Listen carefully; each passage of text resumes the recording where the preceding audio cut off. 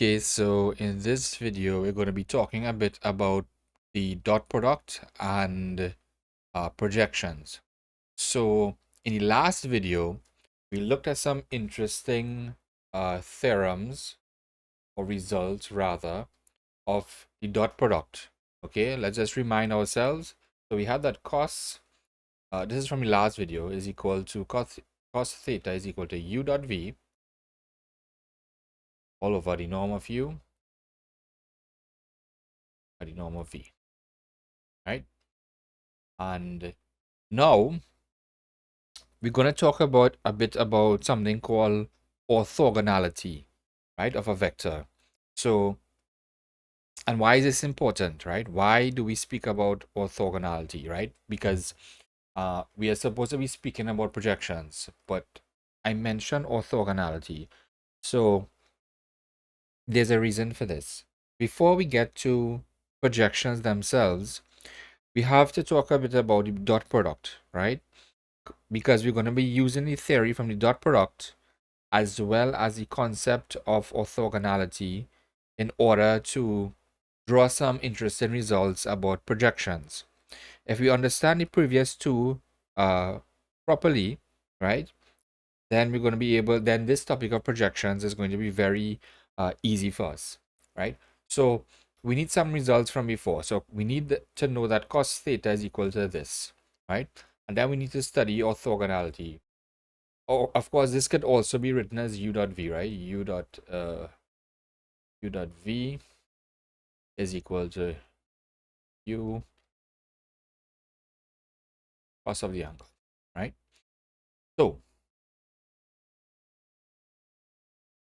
two vectors, okay? So let's write that in word. Two vectors are are said to be orthogonal if what? So remember before we spoke about vectors u and v that are perpendicular, right? So that is that was in that particular case. So what is different here? So the words perpendicular and orthogonal mean exactly the same thing. Okay, so orthogonal, perpendicular, same thing. So in linear algebra, however, we prefer to use the word orthogonal, right? So we could write this as a side point. So if the angle, right, if the angle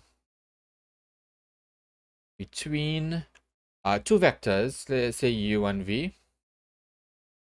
if the angle between them is pi upon 2, right, radians, of course, right, then what do we know? We'll come back to this definition here, right? Then what do we know about the cos of pi upon 2? That is equal to 0.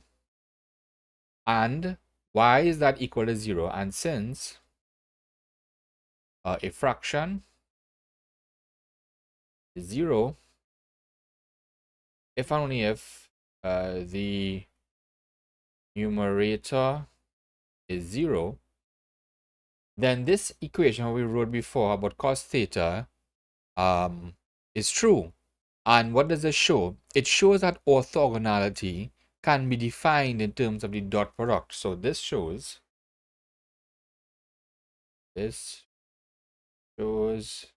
that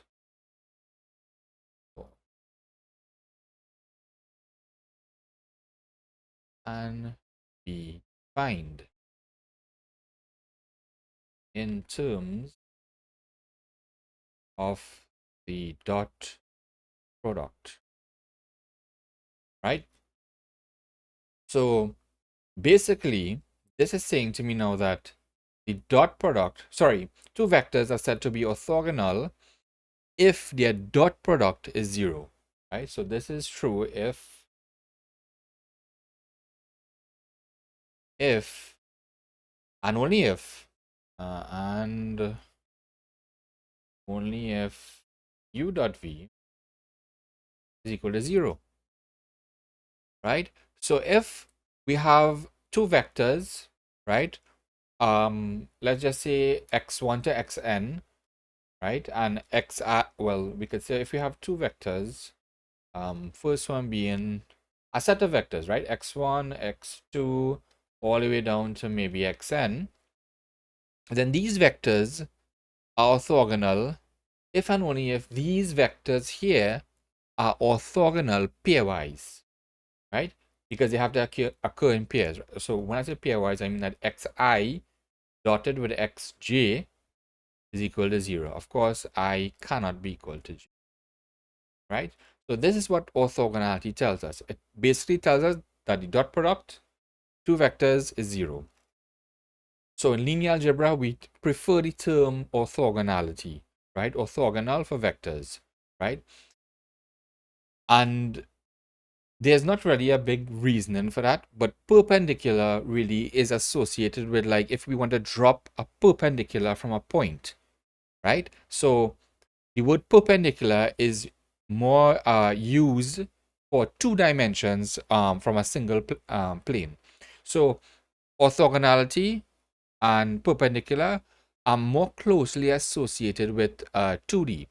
There's a third word that well, or definition that also talks about this phenomena, and this is something called the normal. Okay, so when we reach planes, we'll be talking a little bit about the normal, right? So what the normal is here, it operates in the same way to some extent as the orthogonal line and the perpendicular line, right? So it operates more or less in the same way. But normal here is more used for when we are talking about planes, right? Perpendicular and orthogonality is mostly used for 2D, while this is used for 3D. Okay, so now that we have established a bit about this feature called orthogonality, let's just revisit the dot product one more time, right? So remember before we had a dot b is equal to norm of, well, u dot v, right, is equal to the norm of u by the norm of v cos of the angle. So if we had to look at this in separate cases, okay, cos of the angle I'm speaking about specifically, let's look at some particular cases of these vectors on the line. Suppose we had a vector a in this direction. Suppose we had another vector b that goes in the same direction. So what is theta here? Theta here is 0. So what is cos of theta here? Cos of theta is 1. This is when the two vectors here go in the same direction, right? Now, what we are going to do here is play along with this vector a here and move it incrementally to different regions, right? Of course, in the positive direction here. And then infer some results just as we did here. So I'm going to move A now and keep B fixed. So B is going to stay the same, right? We're just going to move A only. So if I move A, so let's call this number 2. So if I move A in this direction here, this is still A, and this is still B. Then I have theta here as this angle. Of course, we're going like this, right? In this direction. So theta here now is bounded between, strictly bounded between 0 and pi upon 2. So what is cos of theta here? Well, this has to be some value, whatever it is, greater than 0, right? So this here is the acute case, acute angle. So we're going to move this A again, once again, and this time we are coming at a perpendicular here at a right angle.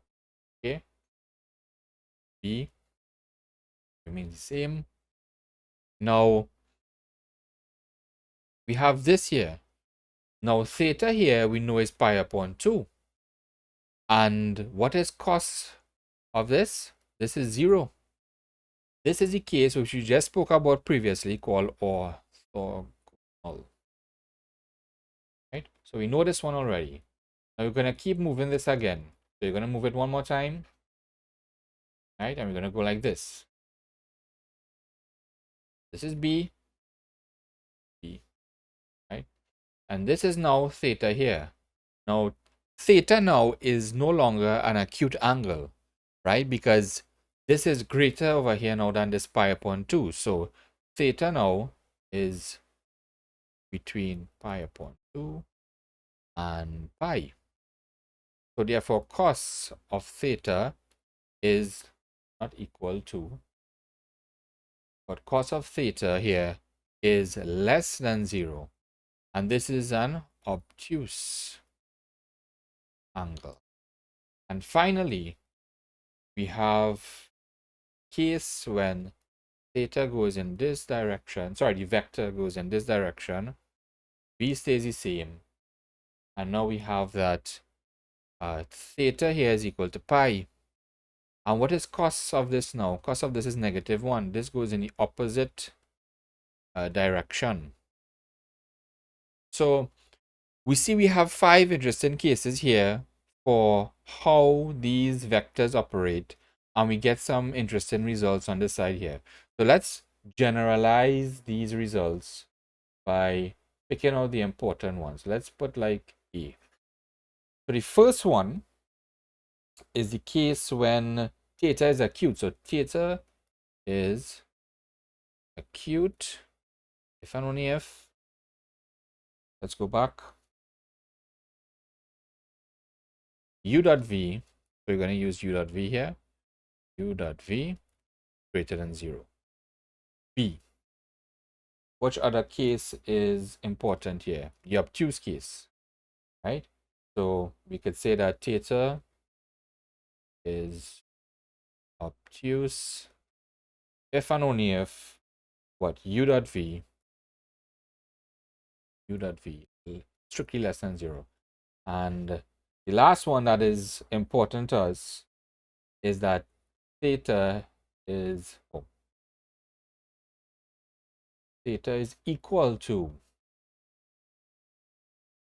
we have when theta is equal to pi upon 2, then what happens? Theta is equal to pi upon 2 if and only if u dot v is equal to 0. This is the orthogonal case here, right? So we have 3 interesting cases here for our results which we have here.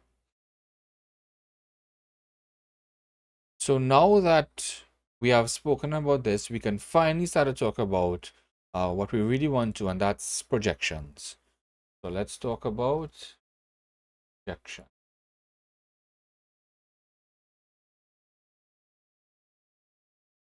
So,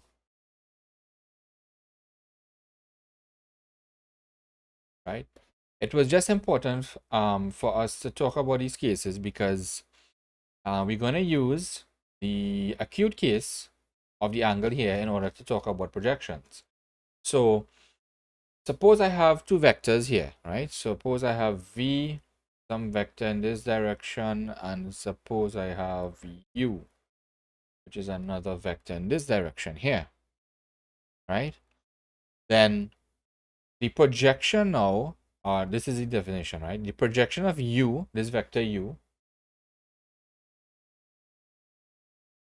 onto v, right, is written as the projection. So we write this as, so the work done, right, if you remember from physics, in this direction is the work done here, and the work done along this vector v, right? And then the work done here is this. So over here, theta is the acute case, right? So the projection of this vector u onto this vector v. So think about the projection of one vector onto another vector as just this vector is casting a shadow onto this vector, right? That is basically what this is in a nutshell. So W1 here is the work done. So it's equal to the projection PROJ. I'm going to write this as PROJ of U. So whatever we projecting from, so you're projecting U onto the next vector that goes in the subscript here. The projection of U onto V. right? We could, okay, so in words, this is the projection of U onto V, which is the same thing as, we could write this also as the vector, right? This is the vector component of U along V, right? That is what this is here. So why did I say vector component? So this here represents the vector component. We also have something called the length of the projection of U onto V.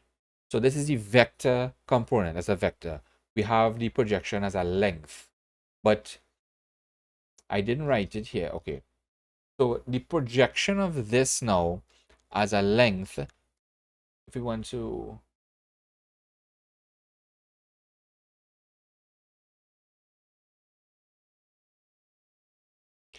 so let's write a formal definition before we move forward.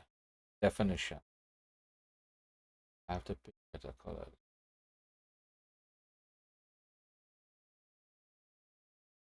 If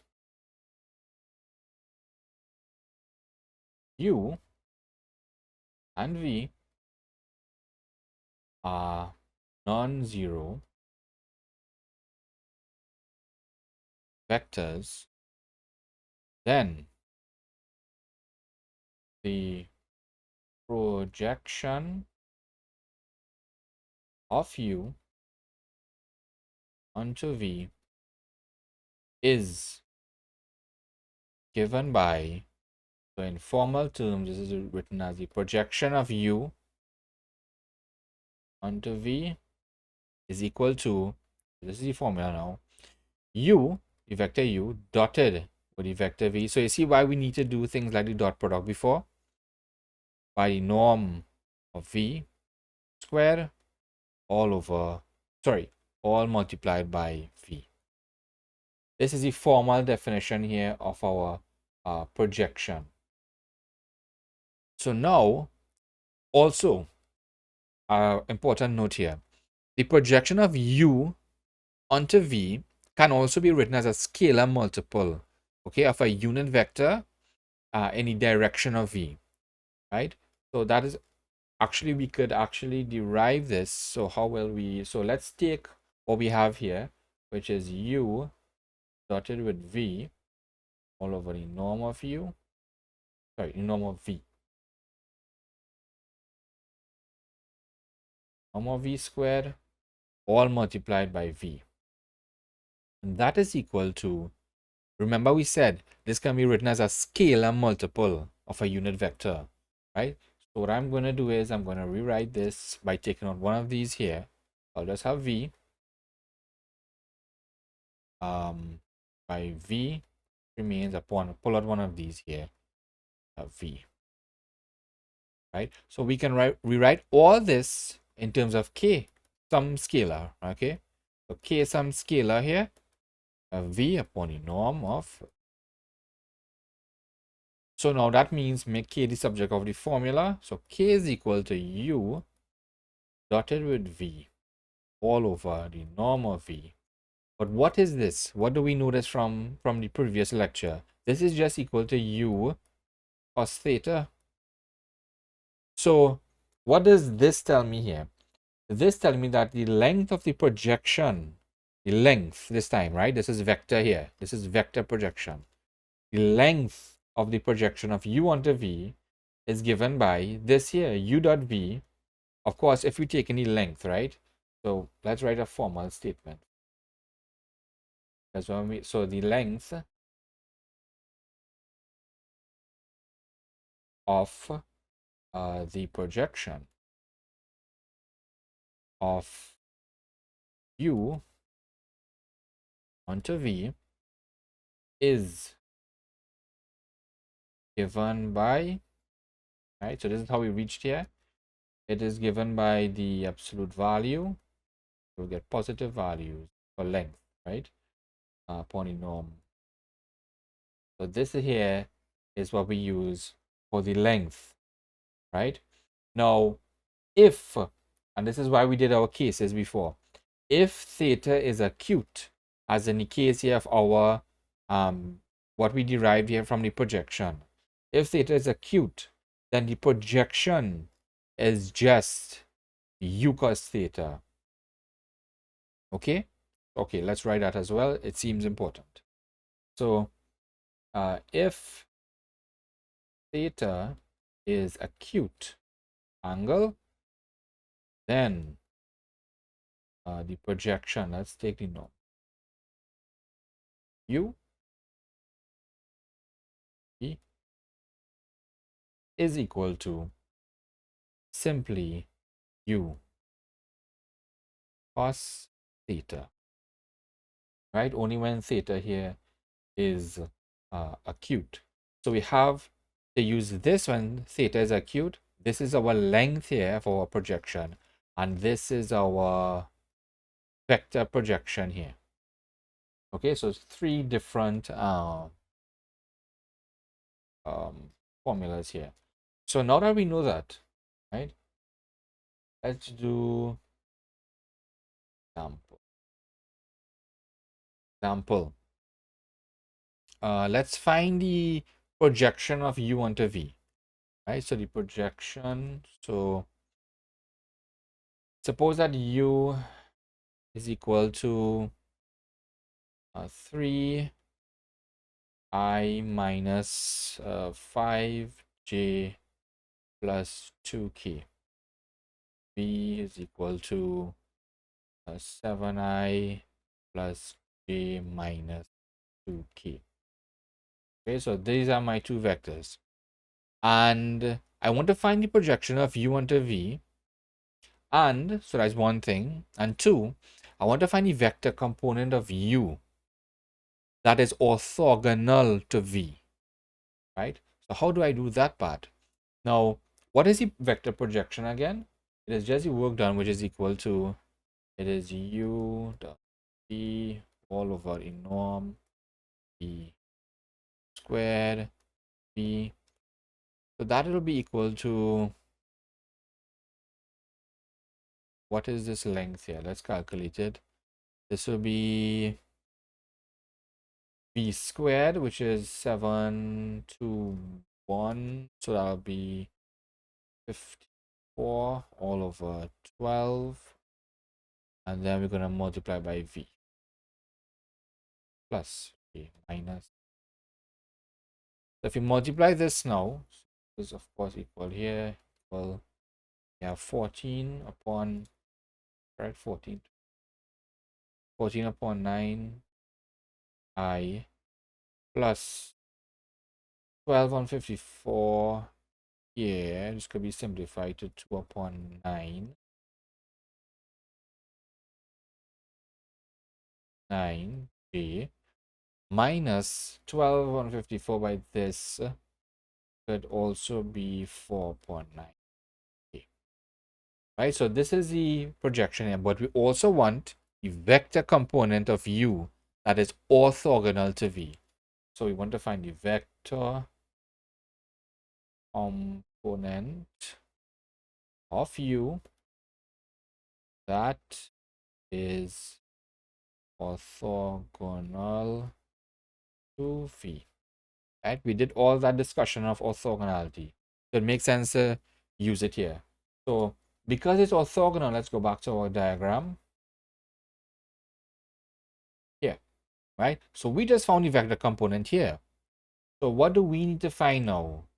Difference between this work done here and the vector component of u that is orthogonal to v. That is this one here. So I need to find the difference between this vector and this work done. So how do I find that? So I need to find really w2, which is u minus w1. So that tells me that all I have to do now is take u. What was u again? It was 3i minus 5j plus 2k I 5 plus k minus it from w1, which we just got on top here, this here, 14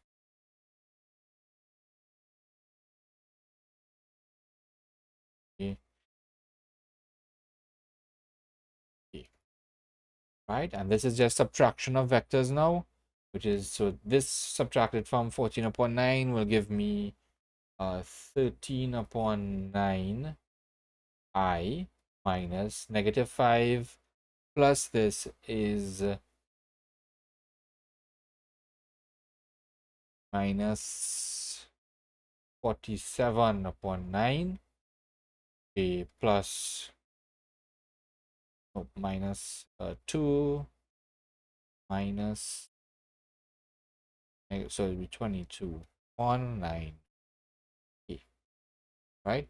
So this here is now is my vector component of u that is orthogonal to v. And of course, this was just the projection here, which is simply plugging in the information into our formula and solving for the projection here. Okay,